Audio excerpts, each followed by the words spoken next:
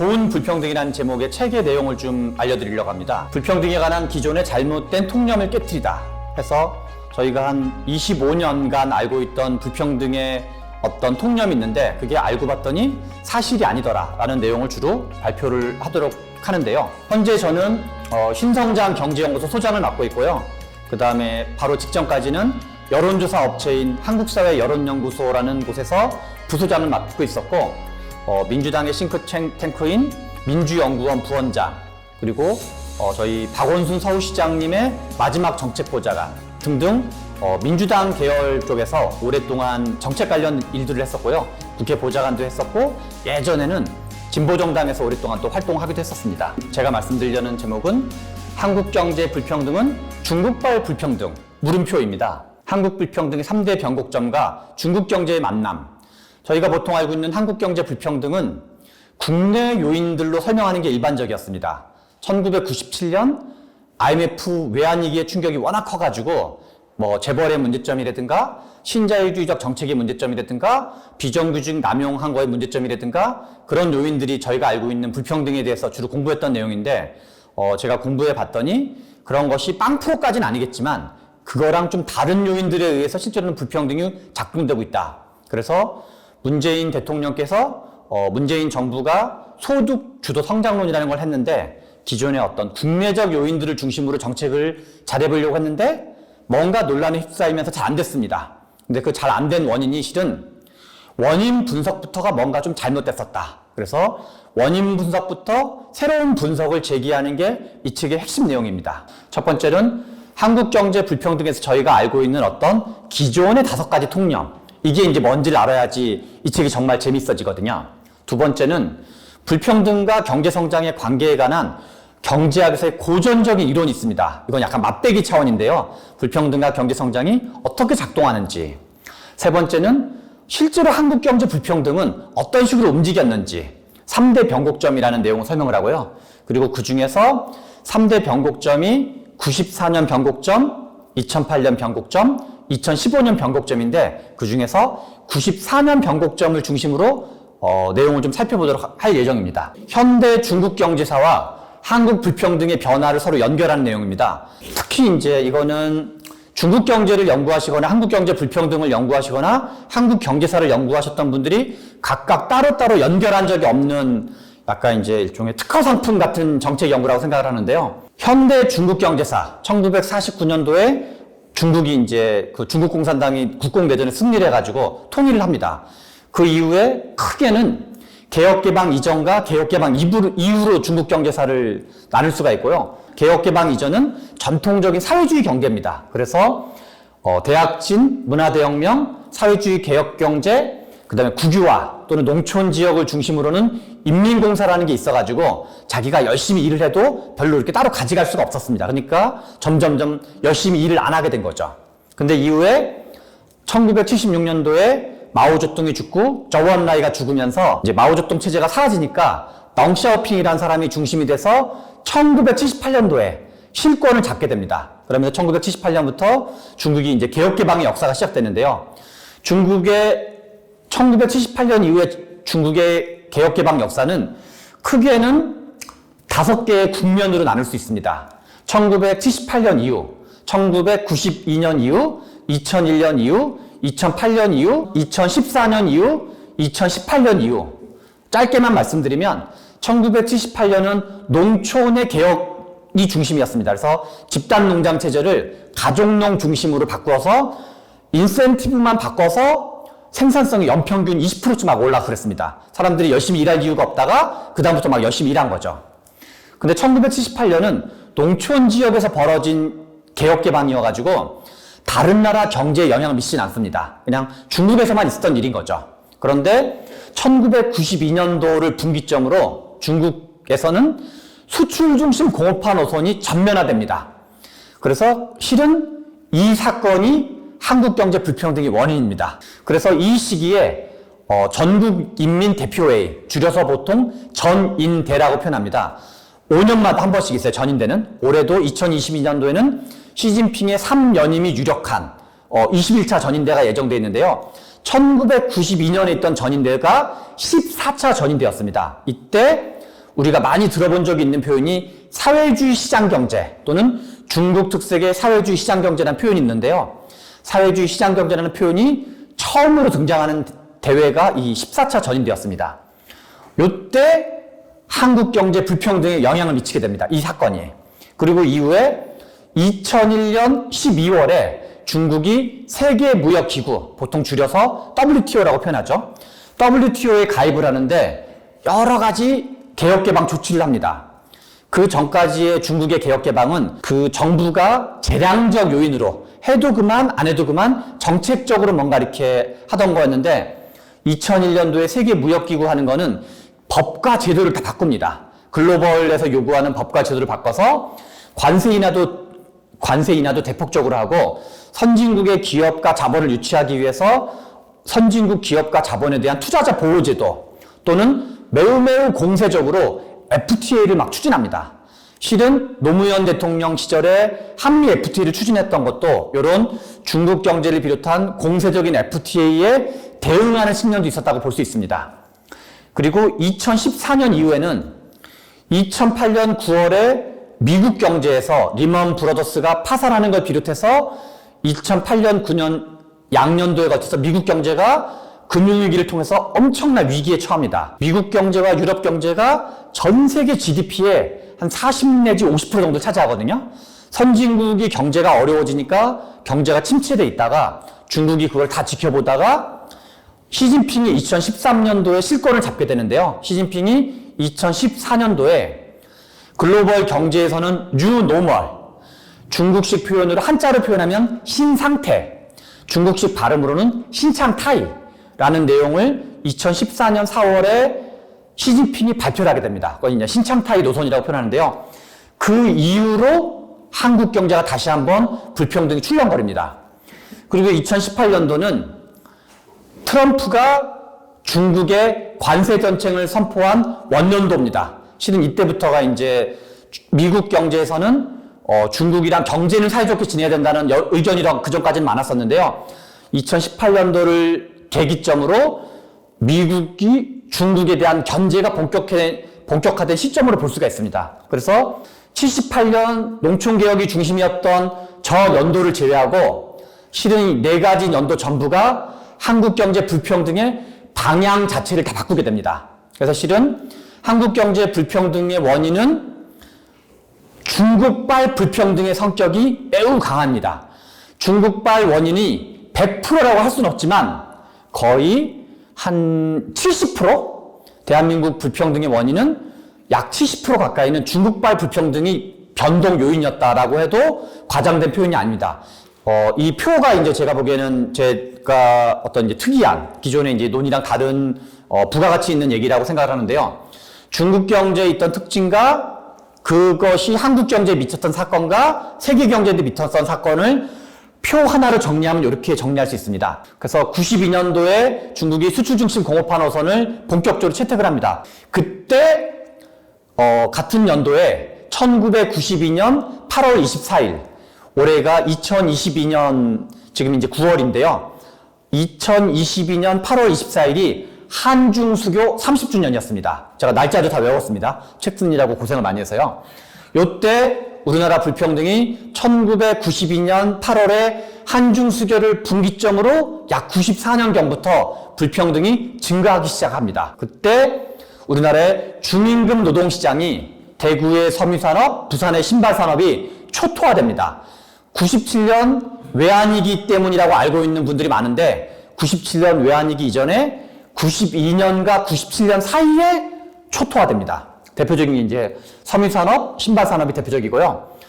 이때 세계 경제사에는 별일이 없었고 세계 정치에 약간 큰 사건이 있었는데요. 89년, 90년, 91년도에 동독의 베를린 장벽이 무너지고 동유럽 공산주의가 무너지고 91년도에는 급기야 사회주의 경제의 종주국이었던 소비에트 연방, 줄여서 소련이라고 그러죠. 소련이 91년 12월에 붕괴됩니다. 그래서 이제 이 공산주의가 붕괴되는데 그리고 중국도 이제 92년에 개혁개방에 가담해서 요 나라들을 다 합치면 15억에서 20억 명이에요. 15억 명에서 20억 명이 자본주의 산업화에 뒤늦게 합류합니다. 그러니까 전 세계에 이제 대격변이 벌어지는 거죠. 2001년도에 중국이 2001년 12월 11일 이때 중국이 WTO 가입을 하면서 중국에서 어떤 일이 벌어지냐면 약 10년간 연평균 경제 성장률 약 12%, 중국의 연평균 수출 증가율 약 25%, 중국에 대한 한국의 대중 수출 증가율이 연평균 약 30% 정도가 거의 한 10년 가까이 유지가 됩니다. 그래서 중국은 이때 이 WTO 가입 이후에 약 10년에 걸쳐서 세계 공장이 되고요. 그래서 전 세계 제조업 시장에서 약 30 내지 35%는 중국에서 만들고 있습니다. 근데 중국이 경제가 잘 나가면서 한국도 덩달아 잘 나가게 됩니다. 그래서 일종의 대중국 수출 대박 또는 중국 특수라고 표현하기도 하죠. 그래서 우리나라의 대기업 수출 제조업이 사실상 비슷한데요. 같은 말의 다른 표현인데 우리나라 대기업이 수출을 대박을 치면서 소득의 상층이 치솟아 올라가지고 한편으로는 대한민국이 선진국이 되는 거에 역할을 하고 한편으로는 상층의 소득이 올라서 불평등이 커집니다. 그런데 그게 나쁘다고만 보기가 어렵습니다. 왜냐하면 불평등이 커졌지만 우리나라 전체의 일자리가 늘어나고 경제 성장이 되고 소득이 증가한 측면이 있습니다. 그래서 이거는 해석하기에 따라서 상층이 더 잘 된 거, 그러면 중하층은 전혀 안 됐냐? 중하층도 조금은 혜택을 받았습니다. 사람마다 좀 다르겠지만요. 특히 협력업체 쪽 분들이 혜택을 많이 받았죠. 그래서 이거는 좋은 불평등의 성격을 갖는다. 그리고 심지어는 요 시기가 중국의 WTO 가입한 바로 직후가 우리나라로 치면 노무현 정부 시절이었습니다. 그래서 노무현 정부 때 실제로 불평등이 증가하는데 그 원인은 노무현 대통령과 노무현 정부가 정책을 잘못해서가 아니라 중국한테 한국의 수출이 대박을 치면서 덩달아 상층이 올라가서 불평등이 커진 측면이 있다. 그리고 한국의 대기업이 2000년대 초반까지만 해도 국내에서만 대기업이었거든요. 삼성, 현대, LG 뭐 이런 데들이. 근데 한국 경제 대기업들이 이 시기를 거치면서 약 10년 정도를 거치면서 일본의 전자제품과 전자산업을 따라잡고 중국의 반도체 산업을 따라잡고 그리고 현대차도 글로벌 지위가 쫙 올라갑니다. 그래서 한국의 재벌 대기업들이 국내에서의 대기업이 아니라 세계적인 브랜드를 갖는 글로벌 대기업으로 성장하는 시기도 실은 이 시기와 같은 시기입니다. 그리고 중국이 WTO 가입을 하면서 제도개혁들을 해가지고 미국 투자자, 일본 투자자, 독일, 영국, 프랑스의 선진국 기업들은 2001년 이후에 중국의 공장을 들어가기 시작합니다. 그래서 실제로는 미국 제조업 일자리 축소를 보면 WTO 가입한 2001년 이후에 미국 제조업 일자리가 약 10년간 600만 개가 사라집니다. 그러니까 우리나라는 중국 바로 옆에서 한중 수교를 체결한 게 92년 이후여서 우리나라의 중임금 노동시장이 초토화되는 건 92년 이후인데 미국의 제조업의 중임금 노동시장이 초토화되는 건 2001년 이후입니다. 그런데 실은 유사한 원리의 사건인 거죠. 그리고 이제 2014년 이후에는 신창타이 노선이라 해서 중국이 세계 금융위기라든가 글로벌 금융위기라든가 유럽의 재정위기를 보면서 야, 세계 경제 우리가 의존도가 너무 높으면 수출 비중이 높으면 우리 체제 자체가 위험해지겠구나 라는 생각을 가져서 내수 비중을 높이고 투자와 수출보다는 서비스업 활성화, 내수 활성화를 합니다. 그러면서 중국이 산업구조 고도화, 중간재 부품의 국산화, 무역 의존도의 축소 이런 정책들을 펴가지고 그래서 중국에 대한 한국의 수출이 급감하게 됩니다. 이 시기에는 중국에 대한 수출은 급격하게 줄어들고 그래서 우리나라 제조업이 부산, 울산, 경남 지역의 한국 제조업이 어려워지고 그래서 불평등이 축소됩니다. 중국에 대한 수출 급감, 한국 제조업의 위기, 한국 불평등의 축소는 같은 원인에 의한 다른 현상, 같은 말의 다른 표현입니다. 이거를 따로따로 떼서 얘기하면 하지만 좋은 일과 나쁜 일이 같이 작동하는 거죠. 이때는 나쁜 평등이라고 표현했습니다. 불평등이 줄어들었지만 나쁜 원인에 의해서 불평등이 줄어들거든요. 2018년 이후는 제 책에서 본격적으로 다루고 있지는 않은데 미국의 중국 경제가 본격화되고 그거에 대한 대응으로 중국이 내세우는 건 쌍순환 전략. 쌍순이라는 하는 게 별게 아니에요. 중국은 뭐 말 만드는 걸 되게 잘하는데 한편으로는 수출을 통해서 국제 경제와 연결되는 순환을 갖는다. 이게 이제 국외적 어떤 이제 국제적 대순환이고, 중국은 워낙 땅덩어리도 크고 인구도 많고 중국이 전 세계 GDP 한 17% 정도 차지하거든요. 그래서 국내적으로 국내 대순환을 하겠다. 그래서 이제 국제 경제도 중시역이고 국내 경제도 중시역이겠다. 이게 이제 실은 쌍순환 얘기예요. 그리고 두 번째는 공동 부유론이라는 거는 더불어 다 같이 잘 살겠다. 그러니까 이제 누군가는 그동안 잘 살고 좀 속도가 처진 분들이 있었는데 이분들한테도 중산층을 많이 육성하겠다라는, 아직은 캐치프레이즈 성격이 좀 더 강합니다. 그래서 쌍순환 전략과 공동 부유론이 2018년 미국의 중국 견제가 본격화된 이후에 중국의 양대 대응 전략이고요. 그러다 보니까 그동안 한국은 안보는 미국, 경제는 중국, 그거를 마치 이제 한자인 것처럼 해서 안미경중이라고 표현합니다. 일종의 이제 미국이랑도 사이좋게 지내고 중국이랑도 사이좋게 지내고, 미국이랑은 안보를 잘하고 중국이랑은 경제를 잘하고, 그래서 이제 어떻게 보면 이제 양쪽 다 뭔가 운이 좋고 상황이 좋고 관계가 좋았던 거죠. 근데 더 이상은 이러기가 어려워질 겁니다. 가면 갈수록. 그래서 이제 90년대 이후부터 최근까지를 안미경중의 시대였다고 표현할 수 있으면, 앞으로는 안미경중의 시대는 종말을 보였다라고 해도 크게 틀리진 않습니다. 다만 부자 망해도 3대가 가는 것처럼 30여 년간 안미경중의 시대였기 때문에 이게 어느 날 하루에 갑자기 끊겨서는 안 되고 천천히 점진적으로 그런 어떤 경착륙이 아니라 연착륙이 되도록 하는 거가 정책에서 가장 중요한 부분입니다.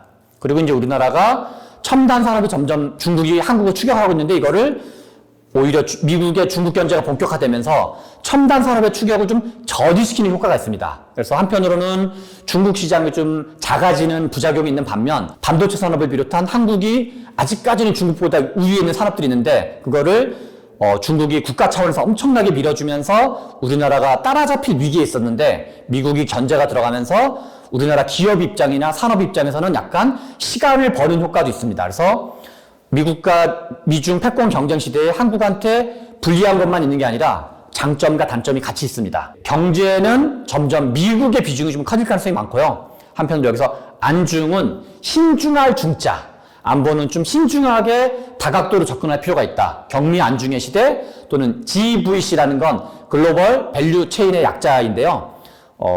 전 세계적인 어떤 가치 사슬 또는 공급망 사슬, 그런 것이 이제 점점점 90년대부터 최근까지의 글로벌 밸류체인과 다르게 새롭게 재편될 가능성이 많습니다.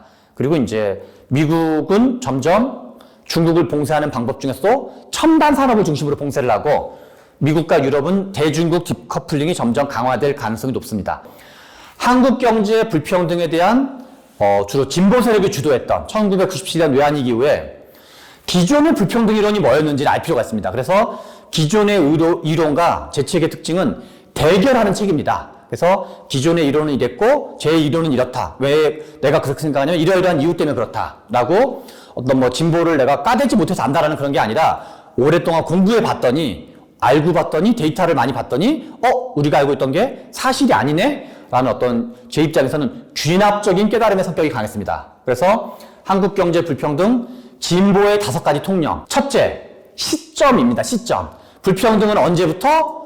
97년 IMF 외환위기 때부터 시작됐다.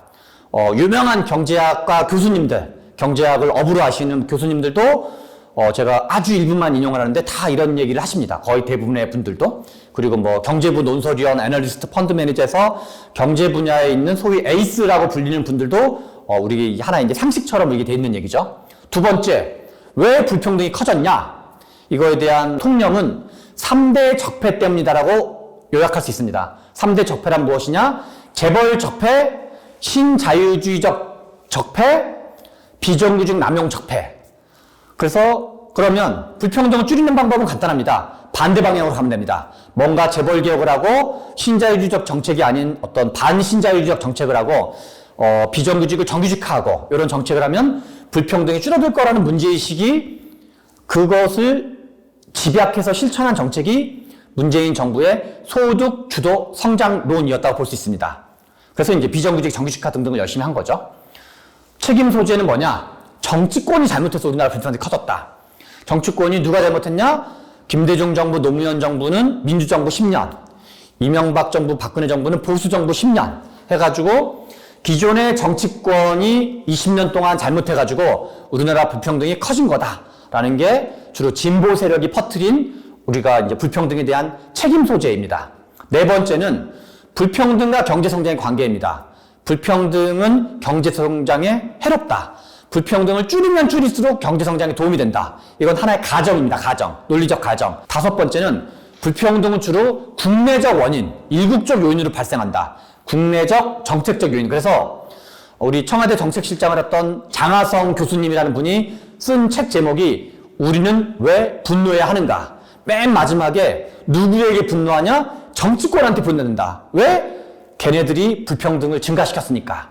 라는 내용으로 이제 그 분노해야 하는가라는 내용이 핵심인데, 그래서 정치가 똑바로 해야 된다. 라는 내용으로 끝납니다. 요 5가지 시점, 외환위기부터 원인, 3대 적폐, 책임 소재, 정치권이 잘못했다. 분배와 경제성장, 불평등과 경제성장의 관계, 불평등은 경제성장이 해롭다. 주로 불평등은 국내적 원인으로 작동한다. 요 내용을 구구절절 다 설명하지는 않겠지만 결론부터 말하면 5가지가 다 사실이 아니다 라는 게 제 책의 내용이고, 자세한 내용은 책을 보시면 알 수가 있습니다.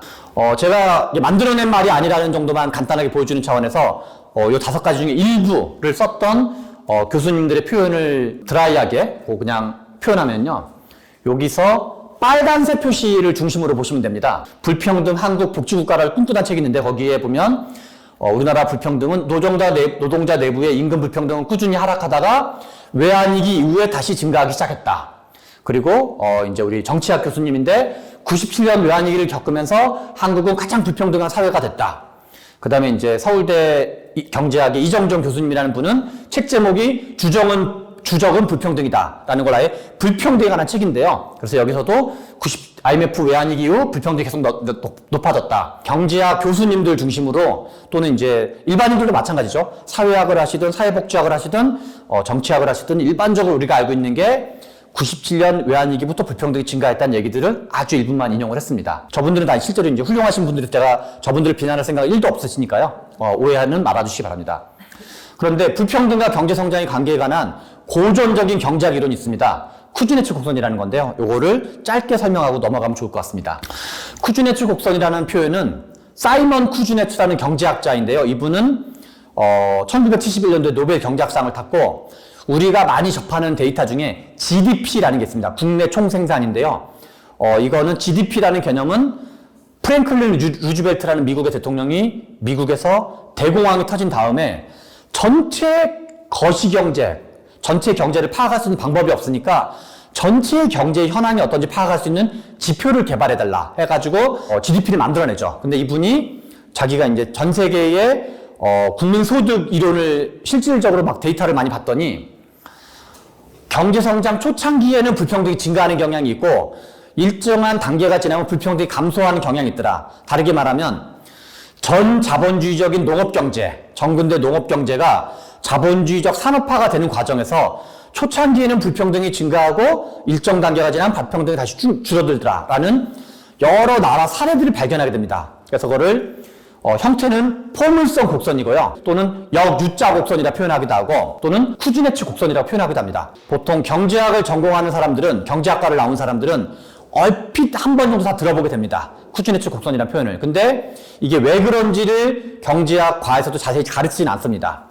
제가 공부한 걸 종합해보면 전근대 농업경제에서 자본주의적 산업화가 된다는 건 본질적으로 뭐와 같은 말의 다른 표현이냐면, 도시화가 진행되고 산업화가 진행되고 대기업이 출현하는 것과 같은 겁니다. 그래서 다시 말해서 도시화, 산업화, 대기업이 출현하면 누군가가 먼저 더 돈을 벌게 되거든요. 그래서 경제발전 초기에는 언제나 자본주의적 산업화가 진행된다는 얘기에는 본질적으로 불균등 발전 방식을 취하게 됩니다. 그게 이제 쿠즈네츠 곡선이 작동하는 원리죠. 우리가 쿠즈네츠 곡선을 이해하면 어떤 말을 만들어낼 수 있냐면요, 쿠즈네츠 곡선의 전반부는 좋은 불평등으로 볼 수 있습니다. 왜냐하면 소득이 증가하고 고용이 증가하는 불평등이기 때문에 그런 거죠.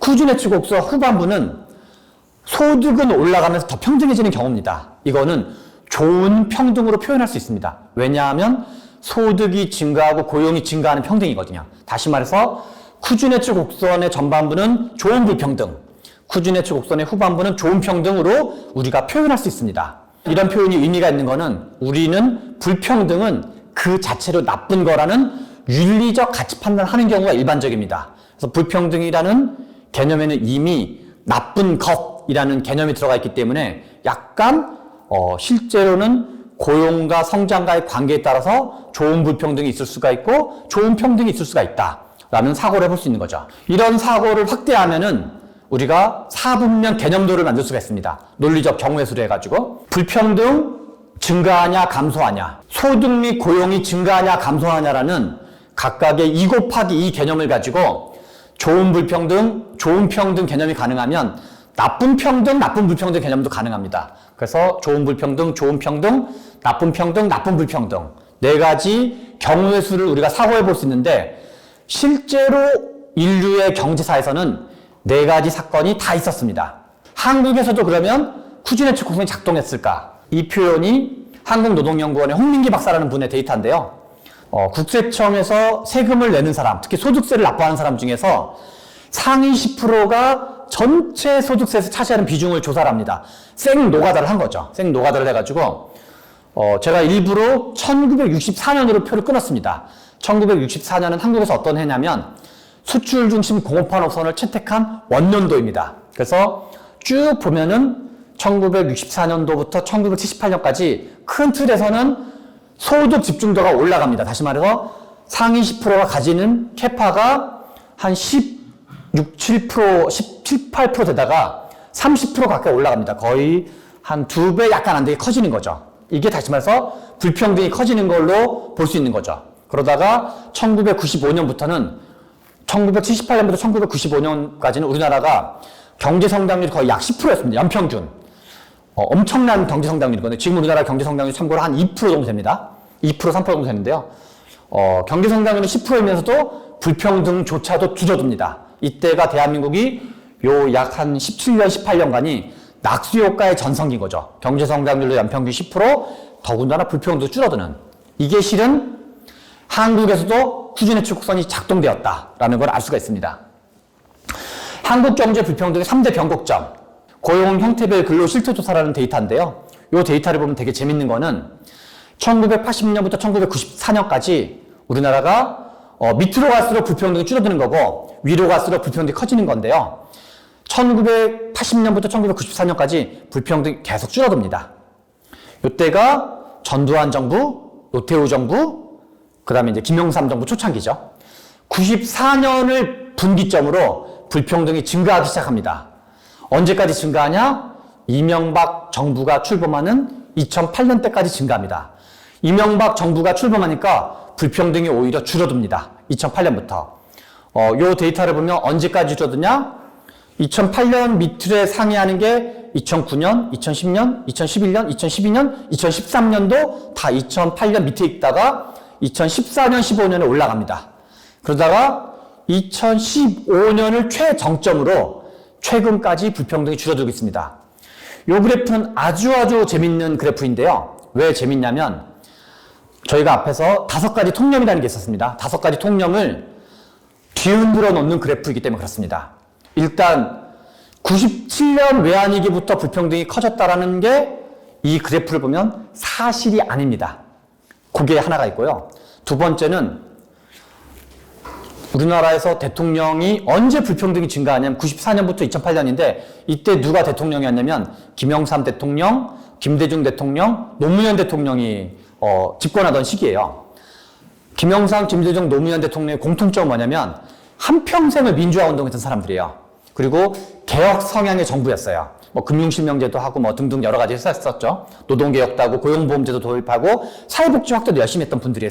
세 정부가. 그런데 진보 성향의 민주화운동 출신의 대통령이 정부를 잡을 때는 3개 정부 연속으로 다 불평등이 증가합니다. 그런데 가장 친시장 정부 대통령이고 가장 친기업적인 대통령이었던 이거는 보수 쪽 분들도 인정하는 거예요. 이명박이 집권을 했더니 불평등이 줄어드는 거예요. 다시 말해서 역대 불평등의 증가가 재벌, 신자유주의, 비정규직이 불평등 증가 원인이라고 그러면 김영삼, 김대중 노무현은 비정규직 엄청 증가시키고 뭐 재벌가 뭔가 붙어먹고 신자유주의 정책도 남발한 사람이고 이명박은 반대 방향이었던 건가? 알고 보니 이명박이 참된 진보 정권이고 김영삼, 김대중 노무현은 원래는 적폐 정권이었던 건가? 뭔가 기존에 우리가 알고 있던 5가지 통념과 앞뒤가 안 맞게 됩니다. 그래서 5가지 통념이 맞다라 그러면 이 데이터가 날조된 거고, 왜곡되고 날조된 거고, 이 데이터가 맞다 그러면 5가지 통념이 뭔가 이상한 게 되는 거죠. 그래서 이 데이터, 이 그래프가 매우 중요한 건데, 마침 이 그래프를 가지고 책을 쓴 사람이 한 명도 없습니다. 연구자들 중에 일부는 이 그래프를 가지고 한 이제 논문들을 쓴 건 있는데요. 그래서 이 논문을 이 그래프를 발견해가지고 마침 제가 가지고 있던 가설들, 평소의 생각이 잘 맞춰서 이 그래프를 중심으로 제가 책의 전반부를 논의를 전개합니다. 또 재밌는 거는 2015년도 이때는 박근혜 정부 집권기입니다. 2015년도는 심지어는 세월호 사건이 2014년도에 있었고 2015년도에는 부동산 관련돼서 금융 규제를 막 완화합니다.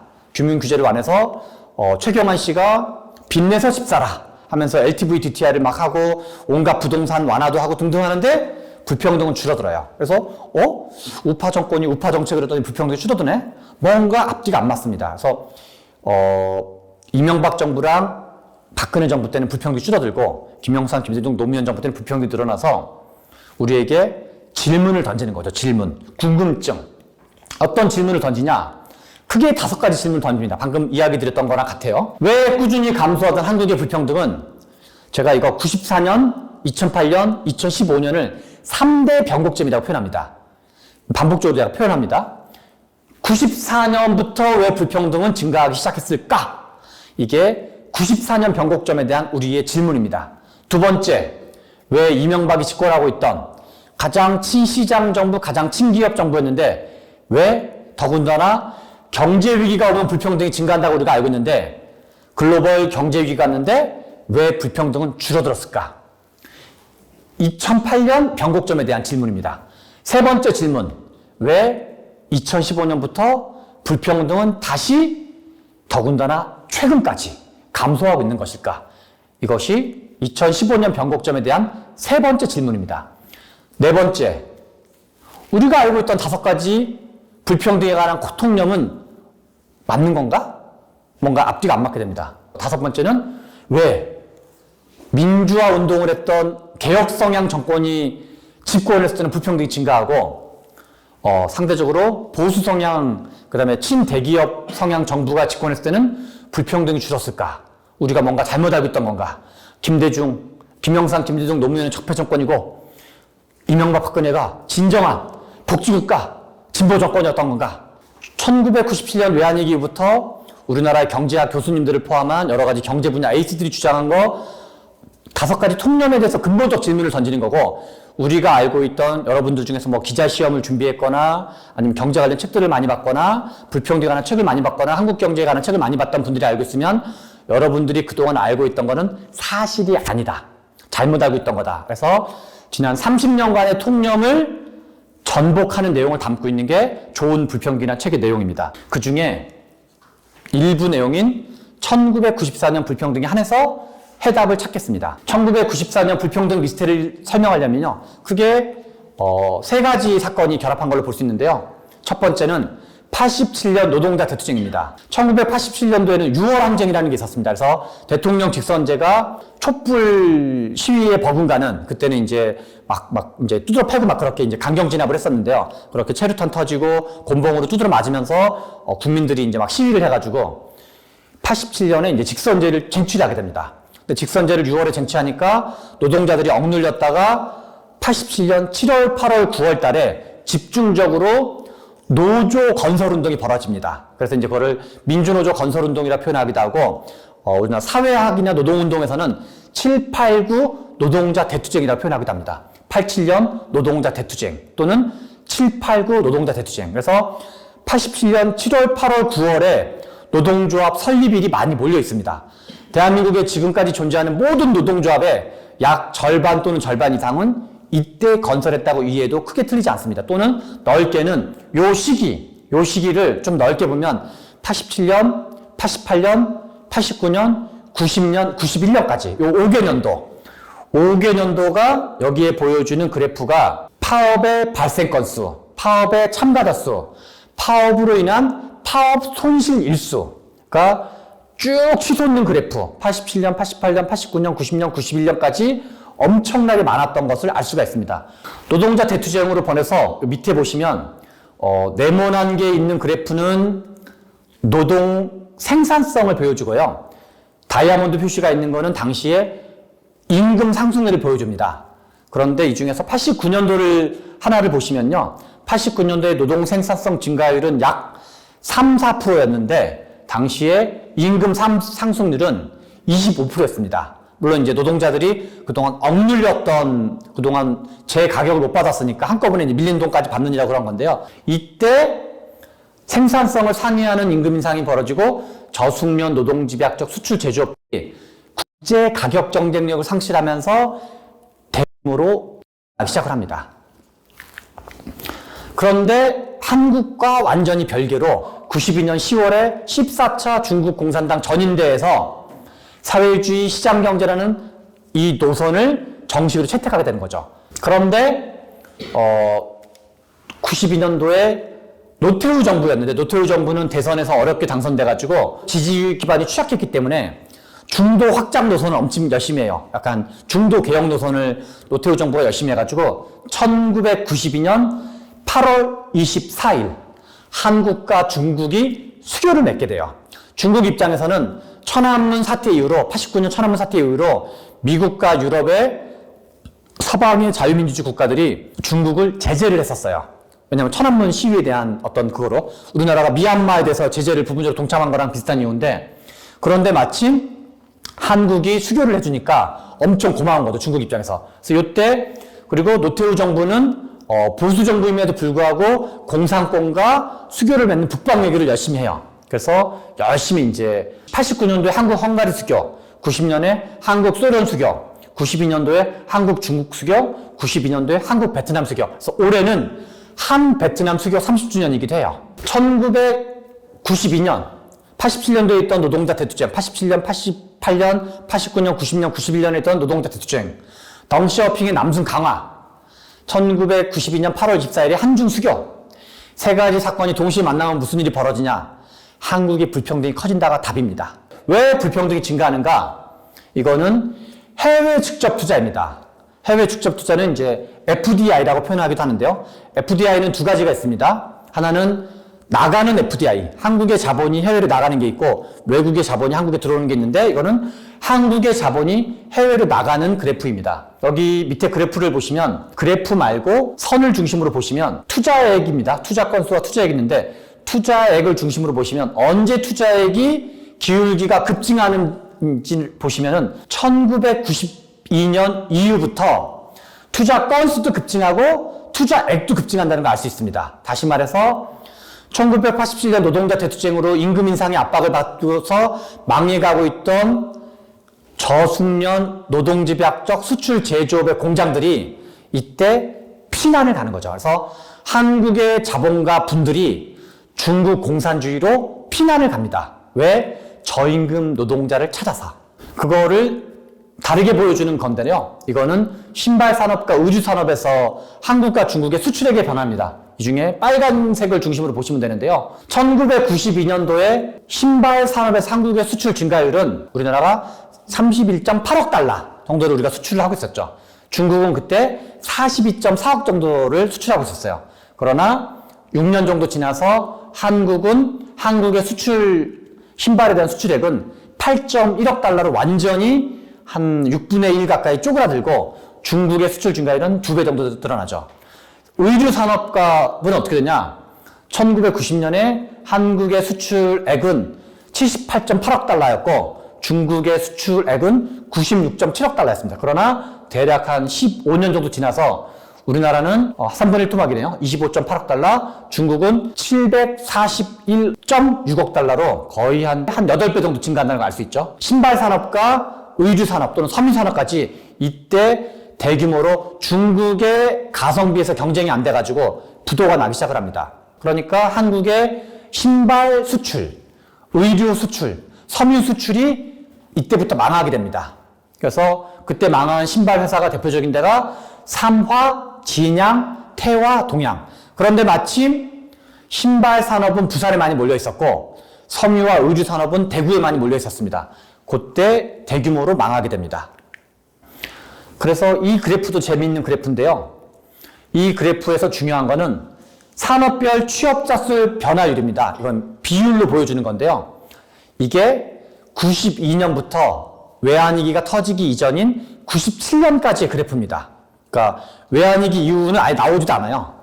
맨 왼쪽은 일자리가 사라진 산업을 얘기하고 맨 오른쪽은 플러스가 된 거죠. 여기는 일자리가 늘어난 산업을 보여주는데요.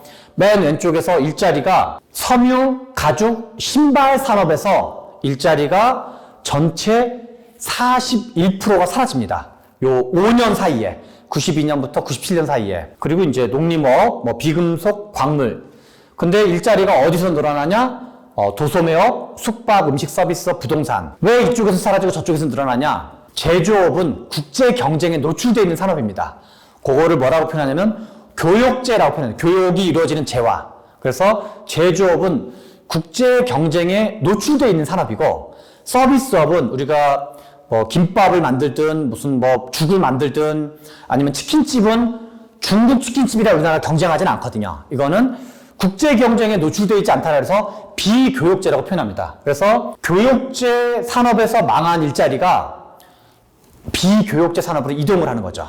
그러니까 내수 서비스업으로 이동하는 거죠. 그래서 제조업 일자리는 사라지고 서비스업 일자리가 늘어나는 게 되는 겁니다. 그래서 요게 이제 한중 수교 이후에 벌어졌던 일들. 요 그래프도 재밌는데 이게 이제 마지막 페이지인데요. 이거는 OECD 국가 전체를 그래프를 데이터를 굴렸어요. 저기술, 제조업, 고용 비중의 추이를 1980년부터 2006년까지의 그래프를 이건 OECD 다 포함된 겁니다. 여기 파란색 나온 거는 그 중에서 진한 검정색으로 표기된 나라가 한국인데요. 우리나라를 딱 보시면 한눈에 봐도 우리나라가 제일 빠르게 감소하네. 저기술 제조업 고용이 우리나라가 1987년 이전에는 약 14%였다가 쭉 해가지고 1998년경에는 한 6.5에서 7% 사이 정도로 팍 줄어듭니다.